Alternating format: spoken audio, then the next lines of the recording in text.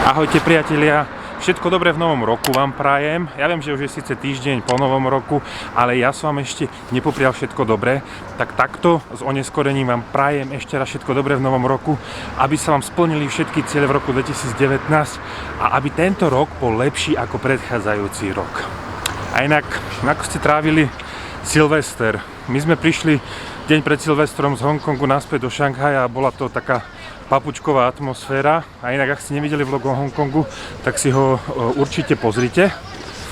A napíšte mi dole do komentáru, ako ste trávili tento Silvester. Ja momentálne smerujem na jedno miesto v Šanghaji, kde asi sa nedá natáčať, respektíve ja tam ani nechcem natáčať, ale o tom vám poviem, keď sa vrátim z tohoto miesta, respektíve na konci vlogu. Ale medzičasom, ako tam dôjdem, tak poďme si povedať niečo o veci, ktorá je verejne známa.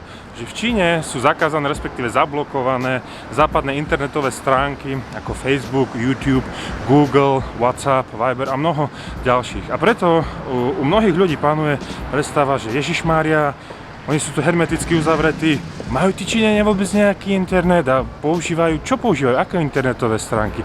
Tak poďme si na tieto, povedzme, otázky odpovedať.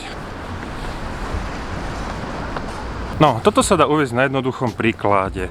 Všetci poznáte asi čínsku firmu Huawei. Je to výrobca telefónov, ale táto firma okrem výroby telefónov sa zaoberá inými vecami. A oni uviedli, ako Huawei uviedol na trh 5G internet. Možno ste o tom niečo počuli, sú toho plné noviny v správach. Svedčí to o niečom, o čínskom internete a kam to smeruje. A druhá vec je v šanghajskom metre. A čo má šanghajské metro spoločné s internetom? No je to ako príklad. Šanghajské metro má dĺžku 670 km a v celom metre je pokrytie 4G internetom. Čiže keď ste niekoľko desiatok metrov pod zemou v tom metre, tak máte plný signál a kľudne môžete sledovať svoj film bez nejakého lagovania alebo sekania tohoto filmu. A okrem 4G internetu, tak metro vám ponúka zadarmo aj verejnú Wi-Fi. Takže áno, v Číne je internet a je na vysokej úrovni. U nás na Slovensku, v Čechách a v západných krajinách na vyhľadávanie nejakých informácií, ak sa napríklad neviete pohnúť o rozlohe Slovenska, tak si to vygooglite a zrazu viete, aká je rozloha Slovenska. No v Číne ten Google nefunguje, ale to nevadí. V Číne majú ekvivalent, nazvime to Google, a nazýva sa Baidu. Tak skúsme sa pozrieť, čo na takom Baidu sa dá nájsť. Napíšme tam Slovensko. Ak to napíšeme Slovensko, tak nejaké informácie sa objavia.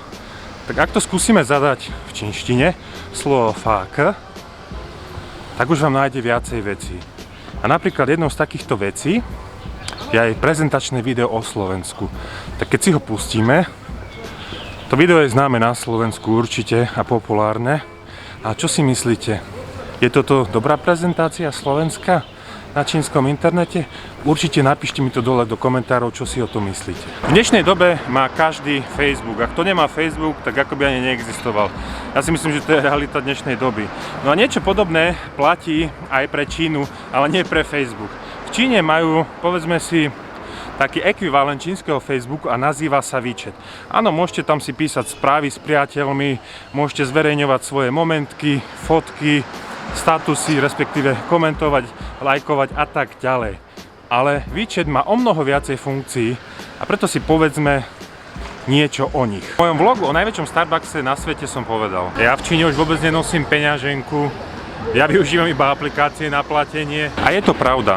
V Číne nepotrebujete nosiť so sebou fyzickú peňaženku, pretože WeChat umožňuje spárovať váš čínsky bankový účet s WeChat účtom. Čiže máte elektronickú peňaženku a vašu fyzickú peňaženku môžete pekne odložiť do poličky, do šufladky doma. A tieto platby WeChatom sa akceptujú povedzme od úplne malých pouličných predajcov až po obrovské supermarkety, respektíve značkové obchody. Čiže dá sa tým platiť úplne, že všade. A ako to funguje? tak funguje to na princípe skenovania QR kódu. A to skenovanie funguje dvoma spôsobmi.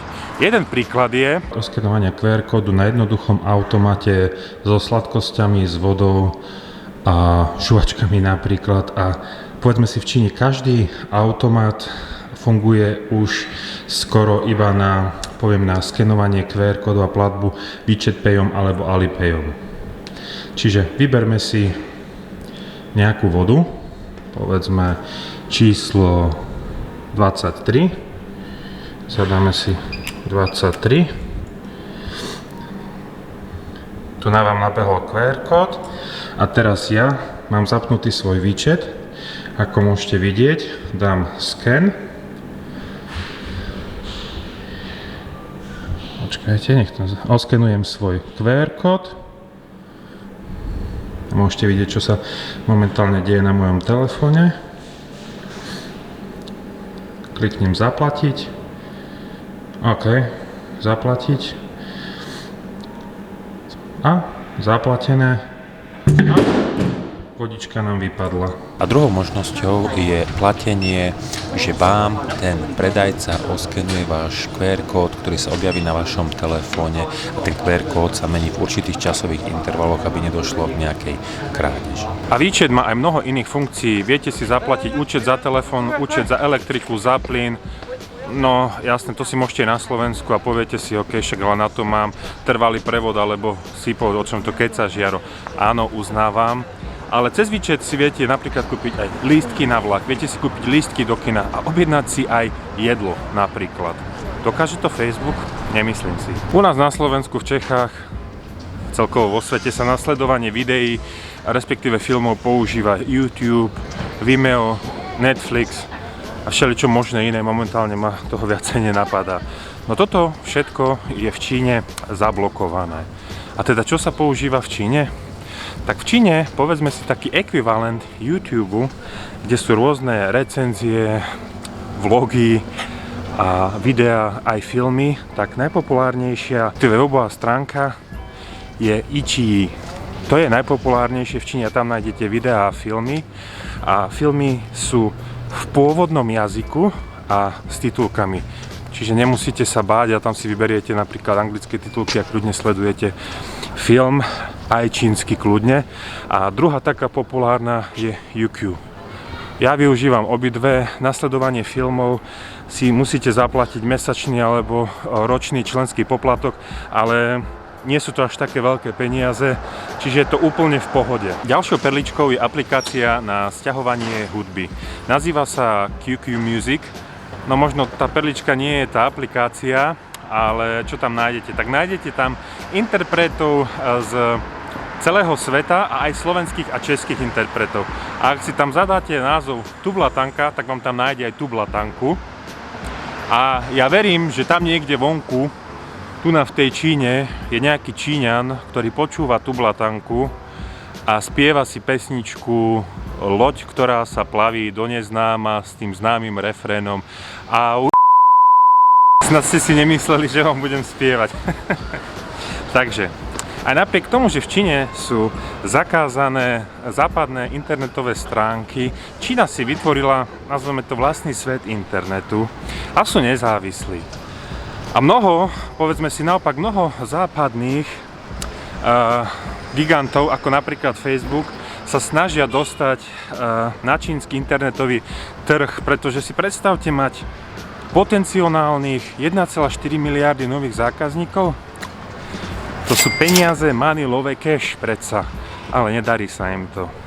A ako viete, tak som spomínal, že Čína je neslávna, čo sa týka kopírovania veci.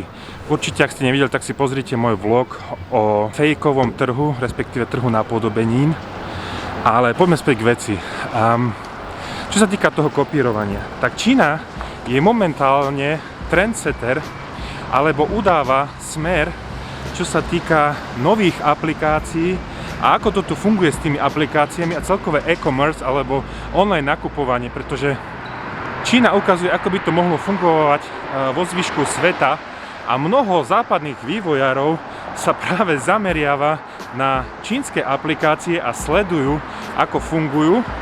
a potom sa to snažia aplikovať vo zvyšku sveta. Toto nie je žiaden výmysel, toto je realita a príkladom je taký Facebook a Instagram. Ako som spomínal, v Číne sa používajú QR kódy.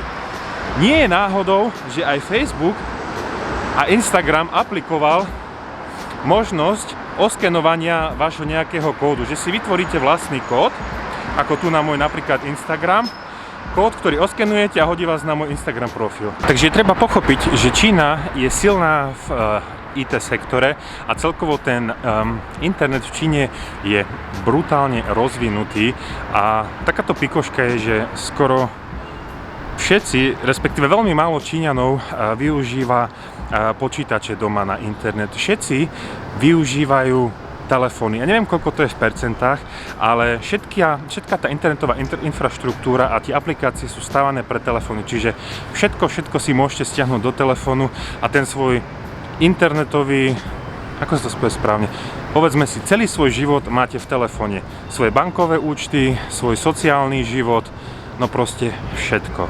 A ja som už teraz pred vchodom do metra, idem na to miesto, kam nebudem natáčať, ale to vám poviem neskôr, ako sa vrátim. Vidíme sa za chvíľu.